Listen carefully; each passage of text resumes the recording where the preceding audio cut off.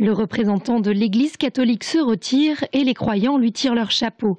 Benoît XVI, c'est bien sûr pour eux le pape, mais surtout leur pape, une personnalité à laquelle ils se sont attachés. Ça nous touche de très près parce qu'à chaque messe, on prie pour le pape.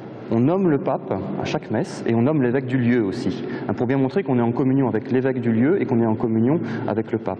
Ce qui fait que ça crée un lien quand même affectif très fort. Le pape a aussi une figure paternelle. On est dans un temps où on a tous besoin d'un père et le pape a un peu cette figure-là en fait. Un moment de prière en son honneur semblait donc aller de soi pour les fidèles qui voient en lui un grand pape. Priez pour lui, parce qu'il nous a donné énormément de choses, quoi. Je pense que c'est une reconnaissance.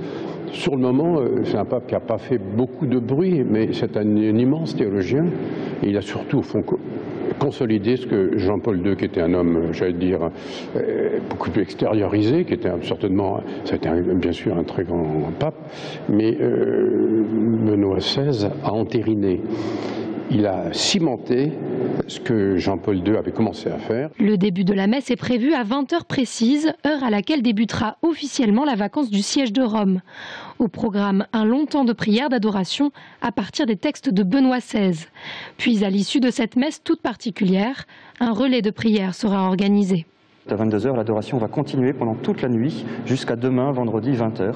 Les paroissiens vont se relayer les uns après les autres pour un grand temps de prière de silence. Et en fait, ça va correspondre à ce que Benoît XVI lui-même va vivre puisqu'il se retire dans la prière. Donc on va être en communion avec lui dans la prière. L'occasion de communier une dernière fois avec celui qui aura assuré 8 ans de pontificat.